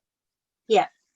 2, when the additional toilets available in the main Globeworks building, as described on deposit plans, are available to customers, managers shall implement proper cleaning and supervision protocols for the area, subject to premises operational policies, and I think your added words were and risk assessment. Yes, Yep, that's and correct. my client's agreeable to that. 3, waiter service should be available throughout the enhanced external area whenever it is in operational use. We agree that. Yeah. And then the 4th condition, you've suggested, and as you said today, that the alcohol should be ancillary to table meals or to meals. I think you said the enhanced external area shall be, I'm reading, yeah, shall be predominantly utilised by customers for seated dining at tables provided by the operator, and provision of alcohol shall be ancillary to the purchase of substantial meals. And as you say, that's a repetition of the COVID undertaking restrictions currently in place. That's what you want. For the sake of committee for clarity, if they imposed those 4 conditions as you request, and my client implemented those mitigations as we've agreed, would you be opposing this application at that stage? Sorry, you're asking me? Yes, Elaine, yes, I'm asking you. Oh, sorry. Would I be, if that was agreed, would I be opposing it? Yeah. No. No. Okay. So the only issue that we have outstanding is whether or not alcohol has to be ancillary to food at that stage. That's where we're at. Okay. Well, thank you for helping clarify that. Thank you very much. Oh, and just one further point. Did you receive any complaints from members of the public about the use of the premises over the summer and its toilet provision? No. Some of my colleagues visited the site and said that it was very well managed. Okay, so thank you very much. I think compliment to James and his crew. Great, thank you. Right, thank you very much. So it's over to you now, Chris and James, for your presentation. Thank you very much, Chair. I think we're all kind of guessing where the issues are, and what I'd like to do is just quick chronology of site so that we know what has happened at this site and how we reached our position today. So the licence was granted on the 9th of April 2019, and the premises opened on the 4th of July 2019. After expensive refurbishments and works, the premises was granted a premises licence, which you have in your bundle. It is Annex B. The conditions contained within that licence, there are 2 conditions which precipitate this application. The first is condition 3, and condition 3 reads, if I just may find this for a moment, it's on page 7 in Annex 2. No customer apparently carrying open bottles upon entry shall be admitted to the premises at any time as the premises are open to the public, full stop. Alcoholic and other drinks may not be removed from the premises in open containers, save for consumption in any external area provided for that purpose. It is a full on and off license, so save for that condition, my client could serve by off sale into the area they're now proposing. But what this condition reads and how my client has interpreted it, which I think is very open and clear, is that the external areas it's referring to in that conditions are the ones shown upon the plan. So it doesn't say that strictly, but that's how we've interpreted it. So in order to expand, to deliver into the enhanced external areas we refer to it, we sought to update the plan because of that. The second condition I'd like to draw your attention to, and Councillor Douglas asked some questions around this, the premises shall maintain a minimum of 40 seated covers when open, save for occasions when part or whole of the premises is hosting a private function. So the only thing about restrictions of numbers at this site is that we have to provide 40 covers. Covers is a seat with a table in front of it. Excuse me if I'm teaching you how to suck eggs. It does envisage a time where the premises might be taken over for a private event. It's surrounded by the Globe Works, a launch event or something like that, where those covers wouldn't be so strictly required. So that is how the capacity, as it were, of the premises is dictated at the moment, but a very modest matter. We provide a lot more covers than 40 during normal times. The 5th of June 2019, very small point, but the minor variation application prior to opening because the plans were tweaked, internal alterations about a cold room, nothing for us to spend any time on, that occurred. 21st of March 2020, a dark day for the hospitality trade, lockdown 1 came in. Obviously, this is not an issue about just the hospitality trade. It affected the whole country and it's a very serious matter, but there's no hidden secret that the hospitality trade has particularly been hit by these measures. 25th of June, an application was approved to allow these enhanced areas to become trading areas on the license. That happened on the 25th of June in anticipation of the lockdown relaxations that occurred on the 4th of July this year. Although the application was initially put in as an application to vary the license permanently, comments from Health and Safety from Elaine Cresswell and her colleagues raised concerns, which we didn't really get into at the time, but said that if this was a permanent variation, it had to be a major. If it was a minor with a curfew, then that was okay. I'm not quite sure if that was correct, but my client, being the ever pragmatist that he is, agreed to make it a minor through to the 31st of October. Certainly, in June, we were all very hopeful that in October we'd be in a very different world than we are now. Of course, we are now looking at Easter 2021. That was approved. Mr. Pates commented on that application as well, he may recall, and he was content with the application on the basis it had a curfew, a sunset clause of the 31st of October.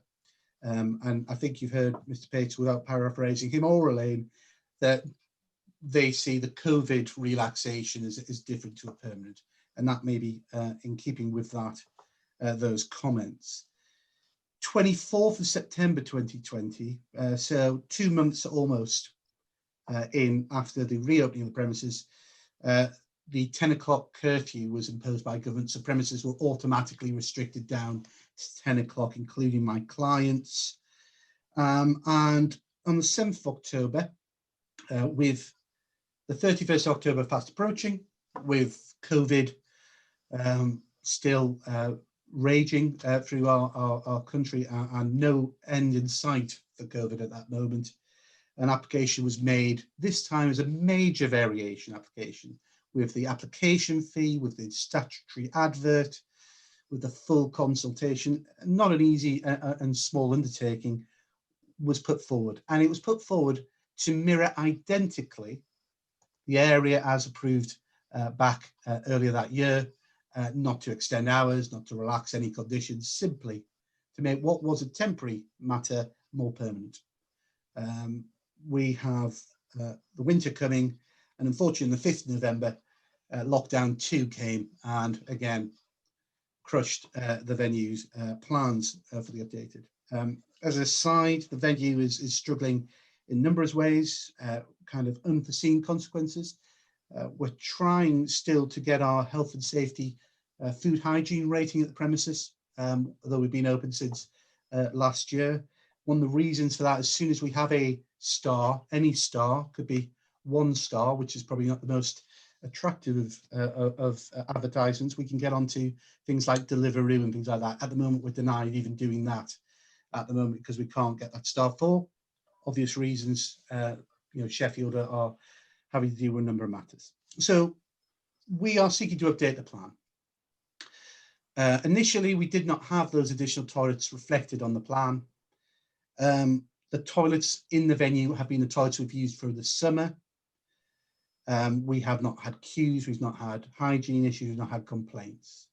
The British standard is an aspirational standard. Is it appropriate in every circumstance? Has it been revised in the last couple of decades? Not really. Does it fit one size fit all? We're not sure, but we are aware that health and safety have been great proponents of it, and we understand why those comments came around.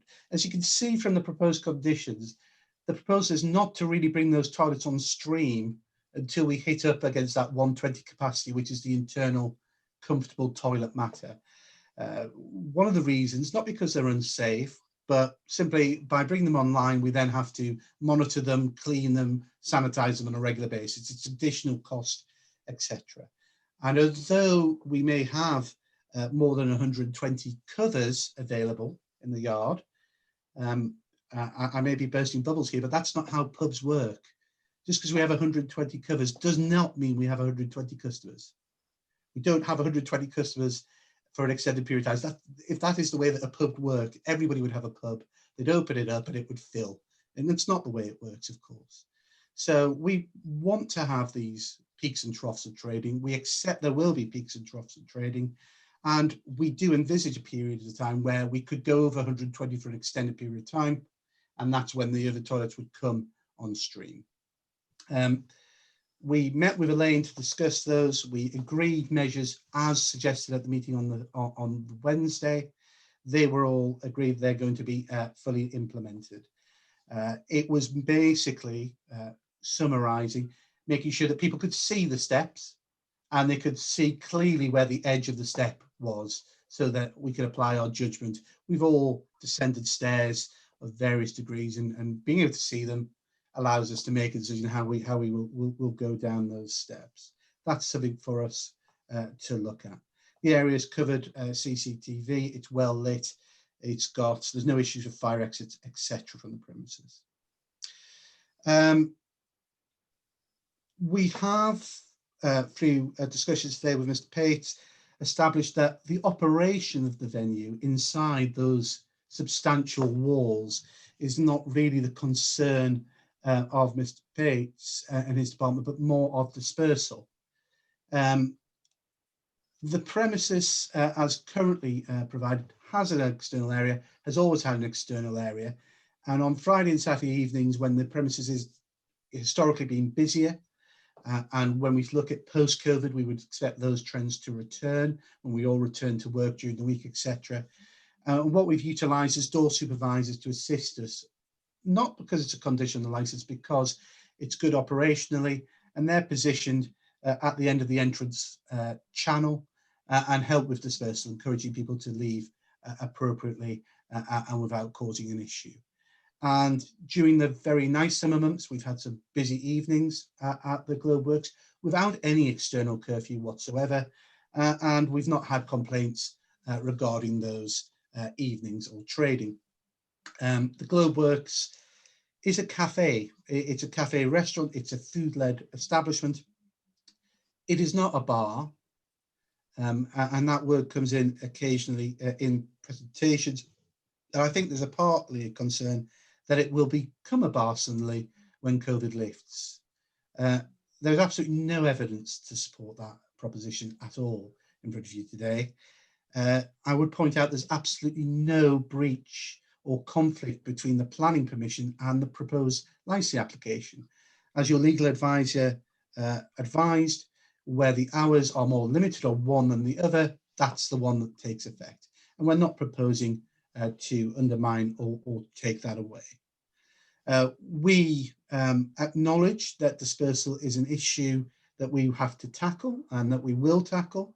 And we've provided the committee with a courtyard policy, which arises in part from a suggestion made by ourselves with Mr. Pates in our to and fro discussions about matters, which I've provided to Mr. Pates. It includes, importantly, I think that following the lifting of the current COVID restrictions, the policy will be reviewed specifically in light of a return to, what shall we say, normal trading. If you have that policy available to you, I'd ask you to have a look at those, and images often say are much more expressive than words. Do you all have that policy? Can I make sure that you all have that policy at least to look at when you retire? Yeah. So there's a number of images on it, and I think they're helpful in several ways. The first image is of the existing external area, where you can see that area, how it normally operates, and then you can see a lady with a face mask delivering drinks. You can see people sat around a table outside of that area, and that's a description of how the premises kind of ran during this summer. Figure 2 shows the enhanced external area. This is the area when you look at the plan to the right side of the venue, and again you can see how that's been laid out. You can see quite a lot of expense being put on to beautify the area and to put down paving stones, etc., to make sure it's flat and appropriate for tables. We're operating that area at the moment with waiter-waitress service. We are discouraging queues at the bar. We find that if we have attentive staff moving amongst people with ordering, making it easier for them to order, we're finding, we think we're seeing a higher spend that way. We think it's a good model. Instead of people queuing, becoming frustrated at a bar, they can just call over a member of the waiting staff, get their drink ordered, get it delivered quickly, and they don't need to leave. The days of vertical drinking, where it was everybody stood up, shoulder to shoulder, as many people in as possible. You may remember, some of you, going to pubs where you couldn't put your drink down. Here's a joke. That was not an accident. Bars were designed so you couldn't become stationary, that you couldn't remain a lot of time. You had to hold your drink, you had to drink it, you got on. The design around bars and hospitality has moved on massively, and how people use bars and how they use venues like the Sole Grounders Union now is as a destination where they can spend a decent amount of time, comfortable location, round a table with their friends and peers, enjoying some food and drink, and being in a safe, clean environment with quality goods. That's what our selling point is. I was going to say unique, but I do think the industry is moving massively towards that anyway. And to think about premises just as bars or restaurants is a little bit outdated. I've spoken with Elaine, and you heard my questioning about Elaine. We feel that we've taken on board the recommendations about how we could improve in a practical way the stairs to that external area. You would see from the conditions that it will be an overflow toilet area, which we haven't needed during the summer practically, but to address Ms. Creswell and her table 10 and table 11 British standards, you know, that's where those toilets have come from. They will be made available in accordance to the conditions we propose, but we will not be channeling people that way, and we may find that they are quite underutilised in any event. With Mr. Pates, we agree that these are unusual times entirely. What we disagree with Mr. Pates about is that the correct way of dealing with this issue is to bake into the licence a hard ceiling of 10 o'clock for a curfew. That's the inappropriate way of dealing with it. That would mean that if we find that we have no issues at 10 o'clock and we return to Mr. Pates, who will, I'm sure, very reasonably look at his evidence and say, well, we're having no issues, maybe we can talk about an extension, I'd like us to do another Section 34 variation, another advert, another 28-day consultation period, and run the gauntlet of facing objections and delays and ridiculous solicitors' costs. But we will move forward on the basis that what we're proposing is a ceiling to the curfew, and the curfew will be dealt with in our policy. And what we are not asking the committee for today is permission to cause a nuisance or permission to cause a nuisance throughout dispersal. If you granted the licence as we request, allowing for that gradual wind down of the premises over the evening, but with people to be able to sit outside and finishing their drinks just after 11 o'clock and dispersing, if that was the source of dispersal issue, then the licensing objectives bite, Mr. Pates's numerous enforcement abilities bite, and the premises falls foul of that, and we'll be back before you, or we will amend our policy and bring our curfew down as appropriate. That is what we were saying. We're proposing an upper limit on the curfew higher than 10 o'clock because historically this site has operated without any external curfew, without issue since the summer of 2019. And that is the heavy and evidence that we put before you. When you weigh your evidence that you go out today, like a scale, you'll put on one side complaints, and through your legal advisor, myself and Mr. Bates, very clear that they associated to the initial trading of the venue, and it hasn't been the source of great issues since. That we're very grateful for that balance and fair view. But that's important. That shows a good trading history. It shows good engagement with the authorities. And my client has not been the source of an issue. As I say, the premises itself is ideally built and located for an external area, surrounded as it is on all sides by substantial sort of work buildings, no direct sort of travel sound for the sound. I appreciate sound can travel in many different ways, but it's well surrounded, insulated, it's set back through a tunnel, etc. Of the incidents referred to back in 2019, one did concern, in our recollection, a peddler's weekend where there was a disagreement at the front door with a group of men, a large group of young men who turned up at once to come into the venue. And that wasn't what we were looking for at the time. We didn't want large groups of males coming in at one time. And there was a disagreement with the door supervisor, which resulted in high raised voices. That happened during the evening, had nothing to do with the external area, and those people dissipated. I think that that's a sign of my client doing what they should do. But we can't say that people don't cause issues. We are a food-led business. Burgers are our speciality, gourmet burgers, not those that you would receive in your standard sort of takeaway, but I think voted the second best burger in Sheffield this year, to Mr. Rogers' chagrin. There, he's deeply upset about that.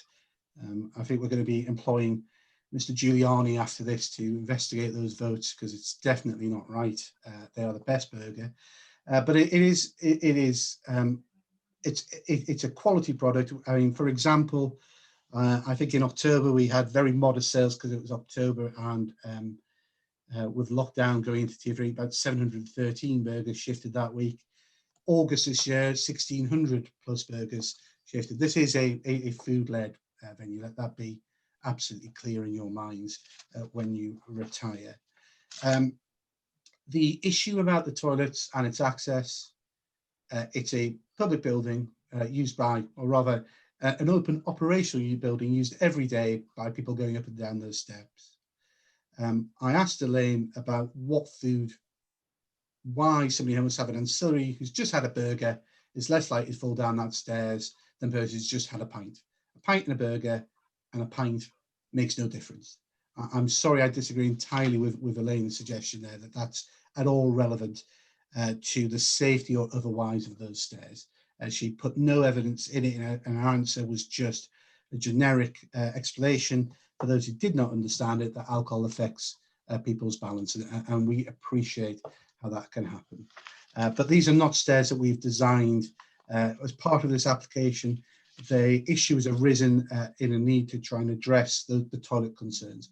But what we've also put in those conditions, I hope you see those, is that these will be overflow toilets and that we will have supervision, etc., when they are brought online. When you retire to consider this, you'll have your policy in front of you. You don't have a curfew policy in your statement of license policy. You don't make a recommendation about what that might be. You look at cases on a case-by-case basis and what is appropriate.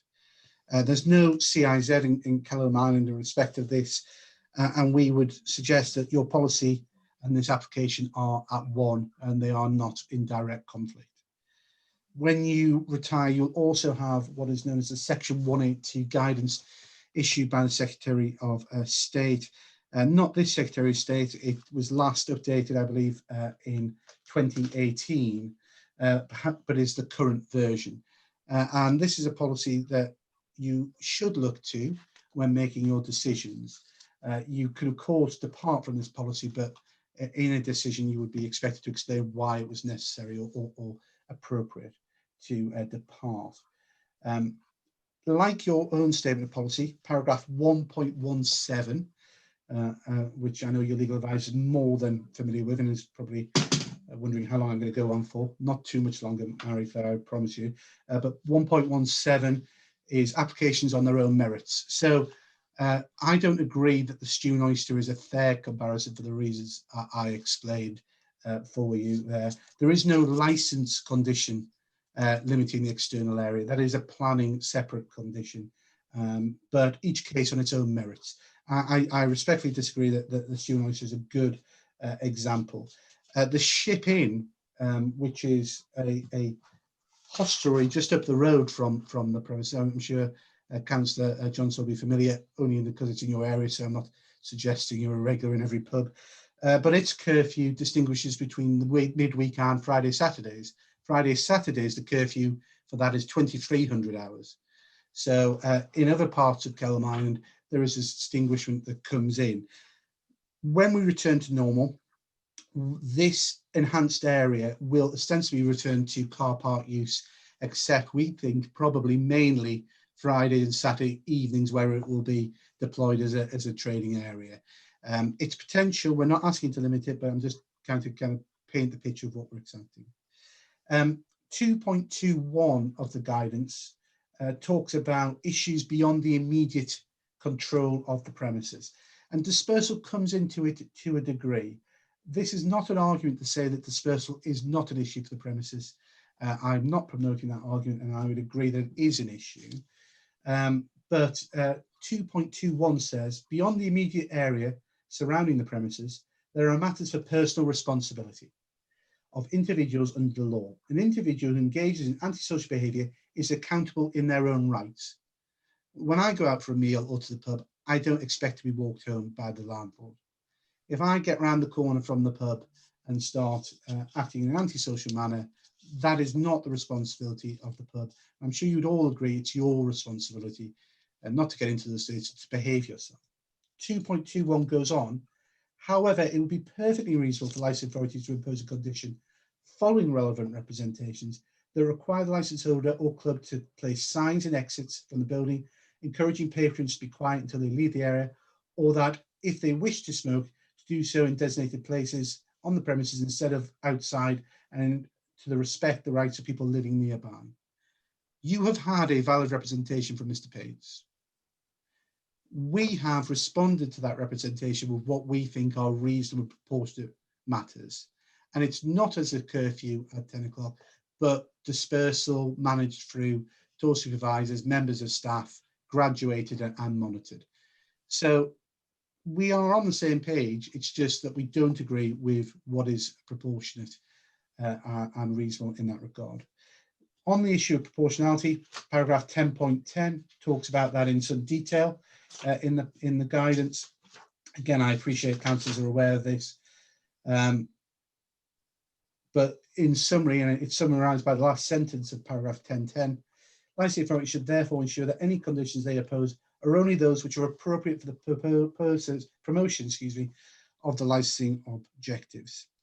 And finally, in 10.13 about trading hours, there shouldn't be, and there isn't in your policy, a preempted, this is the hour of external trading areas. You don't have that policy. The guidance does not advise you to have it. It asks you to look at it in facts of each case. What we are proposing with our dispersal is a graduated dispersal as described through our policy, starting about an hour before it's finally cleared and ending in most evenings before the premises itself closes. So we are listening to Mr. Payton, we are proposing a graduated dispersal. It's a fallacy, and it would be wrong to assume that at 11:30 everybody puts their drinks down and everybody walks out the door. That's simply unrealistic. You could turn around to me and say, Mr. Gruner, that could happen. Of course it could happen, but that's not your job. Your job is also to weigh what is likely, what is reality, what does common sense show us in this matter. We have proposed a number of conditions, and subject to condition 2, with Elaine being amended to include reference to our risk assessment, those are the conditions that we promote and suggest to you are appropriate in this instance. So the only wording different to those which we are proposed are in condition 2 for Elaine, which refers to the premises operational policy or risk assessment. We promote predominant seating in the external area. That is what we're intending to do. That is consistent with our operational plan. We've seen that successful. That's what we're intending when we return and break from COVID eventually. And I would just go back to the existing conditions and that thing about 40 covers. And you may ask yourself, why are we not making a similar suggestion here? The reason that we're not is internally at the premises pre-COVID, we could have 40 covers. So if the weather was terrible, we would be able to offer 40 covers in that premises, come what may, pre-COVID. So we were never going to breach that condition. With our external area now, as currently approved, that doesn't cause an issue. If I wanted to suggest to committee, because conservatively there could be 100 covers provided externally, that we would provide 100 covers, that would create a great burden on the premises because we lay that area out every day. And if it's not popular after COVID, or it's less popular, or we can house it in a smaller area, we're not going to put 100 cover out and tables out. That's just, we can't think of a number or a meaningful number which would address the point. If we were offering out covers, it would be, or may appear to the councillors to be, small and modest, because that would reflect the smallest extension that we would trade. So if I said, for example, and I'm just giving you an example here, it's not a proposal. If I said increase that from 40 to 70 covers, that would seem very modest, but that might reflect the smallest amount of tables we would go into that external area with. It'll be a justification on trading and etc. And that's why it's not been there. But what we have offered is a condition saying that it will be used for seating, that we will have those tables out. We have provided that. It's not going to be an area that goes across to vertical drinking or things of that nature. Not, as I say, that's been made explicit by any of the representations today, but I thought I would be best addressing it. I have gone on for some time there, longer than I intended, so I will take a breath and obviously Mr. Rogers and I are here to answer any questions that you may have. Thank you. Thanks, Chris. Right, has anyone got any questions? Vicky's saying no, Douglas is saying no. I don't have. Okay, thank you. Neil? Thank you. Yeah, I've got a couple of questions. Firstly, Chris, you were seeking to compare the premises to the Ship Inn, but prior to that, you made a clear statement that the premises was not a bar cafe. Would you say that the Ship Inn is a pub or a cafe? I think that it's probably more of a pub. It has a later curfew at certain times. The point I was making there is that a ceiling of a 10 o'clock curfew is not prevalent throughout all of the Kelham Island. There are areas where the facts of the situation seem to have dictated successfully that those curfews can move. So I was just giving the example to the councillors that it would not be unprecedented to have a curfew different to 11 o'clock, but of course the facts are the matters that they'll consider. Do you take my point that the validity of it as a comparator is compromised, as it's not really a food-led? No. An oyster is a food-led. I would agree, Neil, that they are not directly comparable. I'm suggesting there's different curfews. If if anything, I would be surprised that a more wet-led premises would have a later external curfew than a restaurant because of the potential associated risks of large people congregating, vertical drinking, etc. But I'm not here to argue against the shipping having its matter. That's not for me to say. So they're not directly comparable. Thank you.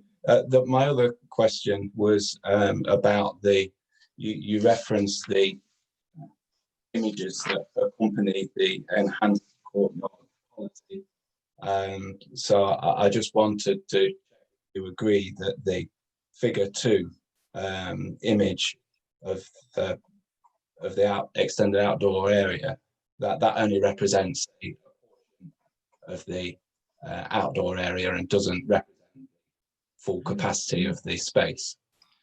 No, absolutely, Neil. It's not proposed to show the full capacity. It's how it's laid out and how it's operating with those tables, and you can see the people sat around, etc., and kind of absence of vertical drinking there or things of that nature. So it's to give a flavour of how the premises is operating.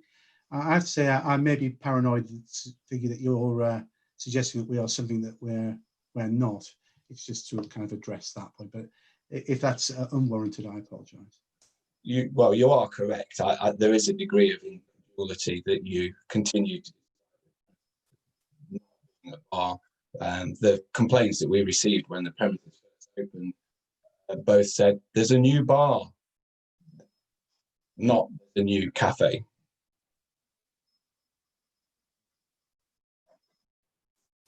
Okay, have you got I'm any sorry, more Neil, questions? you're cutting in and out there. Were you making a statement or a question? I didn't hear that, sorry.